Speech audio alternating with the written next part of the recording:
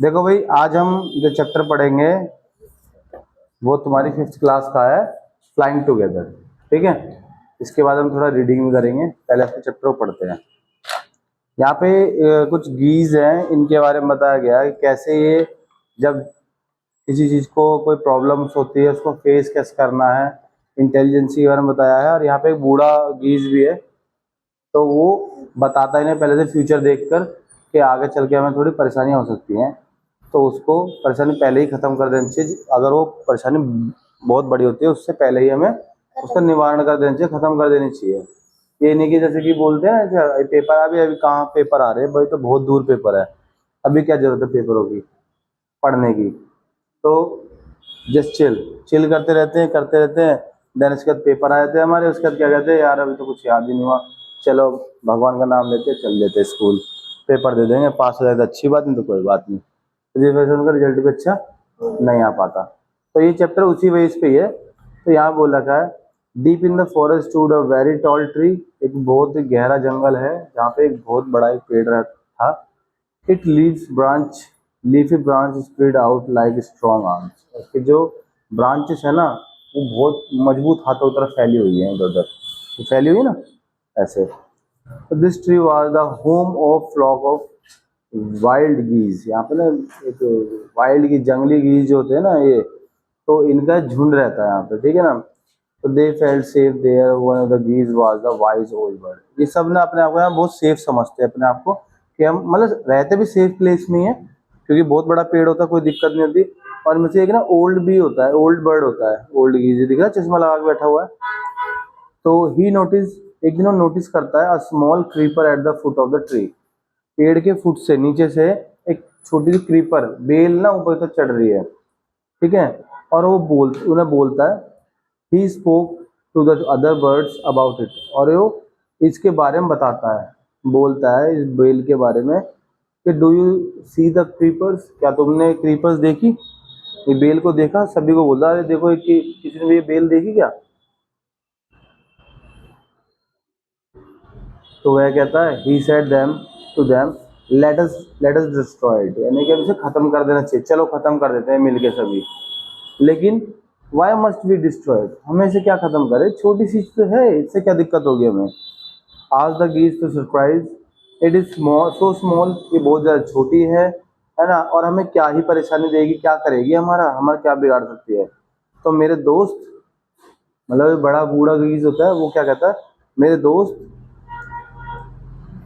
That little creepers will soon grow, ये छोटी सी bell जो है ना, बड़ी होके बहुत बड़ी हो जाए, बहुत जल्दी ही बड़ी हो जाएगी। As it creepers up this tree, और ये ऊपर चढ़ जाएगी पेड़ तक। It will become thicks and strong, और ये इतनी मोटी और मजबूत हो जाएगी, तो इसे तोड़ना या खत्म करना किसी के बस की बात नहीं होगी, ठीक है। वट ऑफ दैट, तो अब क्या करें भाई। तो बाकी की पूछे, what harms can a creepers do us, तो फिर हमें क्या हार्म पहुंचाएगी अगर ये ऊपर रहता है, ऐसे हो गई तो क्या दिक्कत होगी। डोंट यू सी, तुमने देखा नहीं, reply the wise bird, with the help of the tree, with the help of these creepers, it will be possible to someone climb this tree at this tree। तो इस creeper की वजह से ना सभी को बहुत आसानी हो जाएगी ऊपर चढ़ने में। कोई भी हमें आसानी से पकड़ सकता है, आके जाल बिछा सकता है, कुछ भी कर सकता है हाँ। तो Hunter can come up and kill us all, तो एक कोई भी हंटर आके हमें आराम से पकड़ के मार सकता है। तो well there is no hurry, अरे कोई जल्दी की बात थोड़ी नहीं है। एक क्रीपर बोलता है उनमें से, creeper is very small, sorry एक गीज बोलता है, कोई जल्दी बात थोड़ी नहीं है। तो लेकिन क्या होता है, क्रीपर इज वेरी स्मॉल, अभी बहुत छोटी है। It would be the pity to destroy it now, और अभी इसे डिस्ट्रॉय करने का मतलब नहीं है, क्योंकि बहुत छोटी है, पिटी सी है, थोड़ा होने ऐसा लगता है। Destroy the creepers while it is the still young, भैया उसे तोड़ दो, इससे पहले वो बड़ी हो जाए, जवान हो जाए क्रीपर। ओल्ड बर्ड बोलता है, now it is the tender to end, you can cut it easily, अभी तो तुम्हें कोई परेशानी नहीं होगी, आसानी से इसे काट दोगे। Later it will become hard and you will not be able to cut it, जब वो बड़ी हो जाएगी तो ना तो तुम इसे काट सकते हो, कुछ भी नहीं कर सकते, मतलब इसे खत्म कर ही नहीं सकते।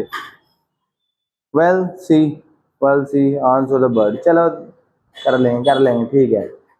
बाकी बर्ड्स बोलती हैं, answer the birds, but they do not destroy the creeper, और डिस्ट्रॉय करते नहीं है।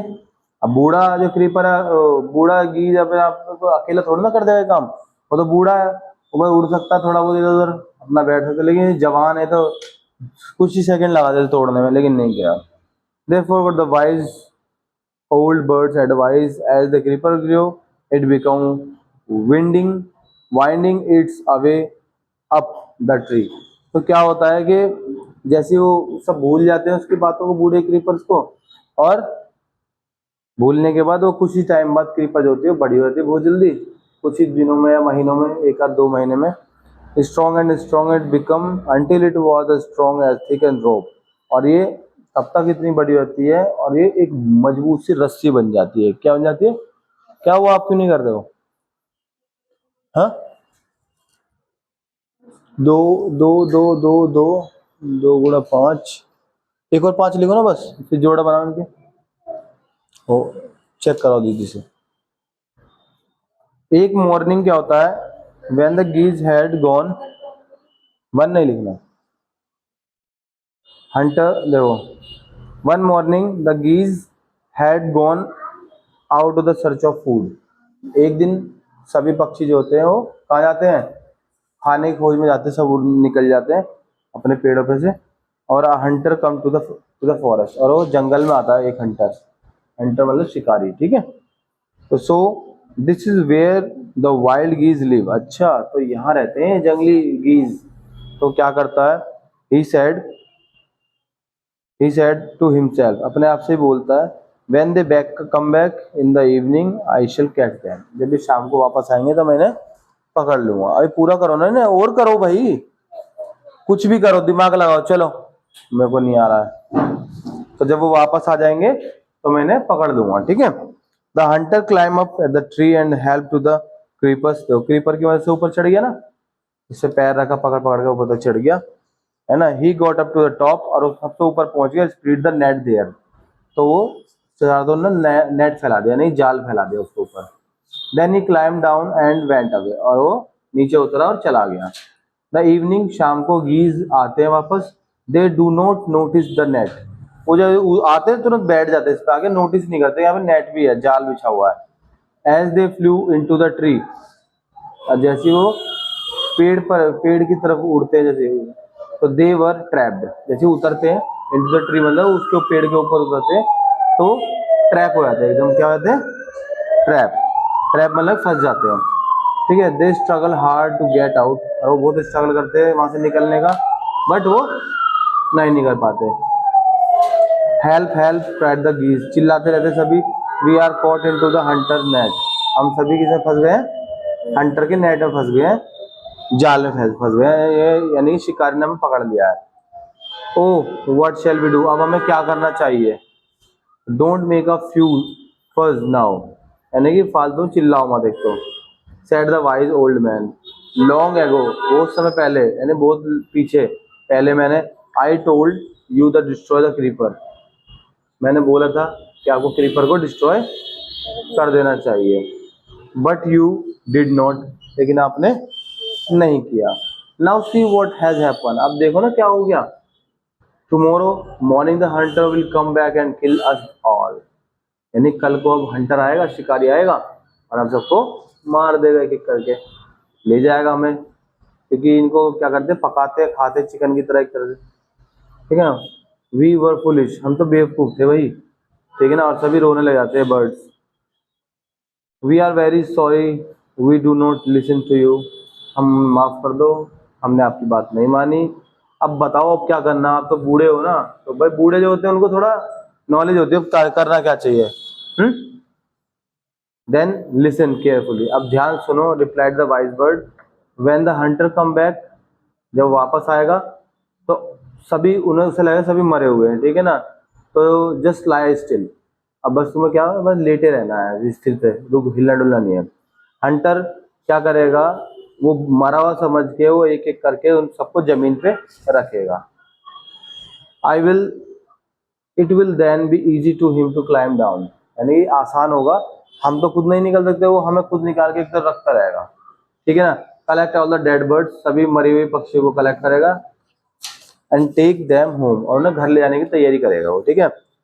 जब वो जैसे ही लास्ट बर्ड निकल जाएगा नेट में से, लास्ट बर्ड निकलेगा, when the last of the us has been thrown down we must quickly get up and fly away, हमें तुरंत ही उठ जाना है और तुरंत उड़ जाना है, ठीक है। तो मॉर्निंग में ऐसे ही होता है, हंटर आता है वापस ट्री पे, देखता है कि उसमें तो भाई look at the geese in the nest, सभी पक्षियों को देखता है उसके अंदर, नेट के अंदर फंसे हुए हैं, ठीक है ना। दे आर ऑल डेड, और सभी मरे होते हैं, उसकी नजर में सभी मरे होते हैं, लेकिन वो मरे नहीं होते, वो बस बेवकूफ बनाते हैं, चुपचाप पड़े रहते हैं, ठीक है ना। और वो ही through out of the net, एक एक करके क्या करता है, सभी को अलग रखता है नेट में से निकाल के। और जो बर्ड्स होते हैं वो ऐसी लेटी होती है आराम से लास्ट तक, जब तक कि सिंगल बर्ड्स निकल ना जाए नेट से।